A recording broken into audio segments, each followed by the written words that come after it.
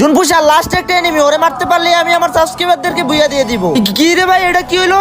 আমার সাবস্ক্রাইবার আমারে মাইরা দিল। কি বললেন ভাই? যাদের সাথে আপনি টিম আপ করছেন ওরাই আপনারা মাইরা দিছে? হ্যাঁ ভাই, বুঝলাম না ওরা এমন কেন করলো। আমি তো এমনিতে ওদেরকে বুইয়া দিয়ে দিতাম। থাক ভাই, কষ্ট পাবেন না, আমি আপনারে রিভাইভ দিতেছি, আপনি নাইমা ওদেরকে মারেন। নাইমা আর কি করবো ভাই, আমার তো খেলার মুডই গেছে গা। 10-11টা কিল করছিলাম ওদেরকে সাথে নিয়ে, এখন ওরাই আমার সাথে বেইমানি করলো। যাই হোক, কিছু বলার নাই। আমার সামনে একটা এনিমি আছে এন্ড ওরে কিন্তু মাইরা দিছি। এন্ড ও ভাই সাহেব, এটা তো দেখি আমার সাবস্ক্রাইবারটা বাইচা আছে। এই মাইরো না জুনপুষের, ওরে মাইরো না। দাঁড়াও।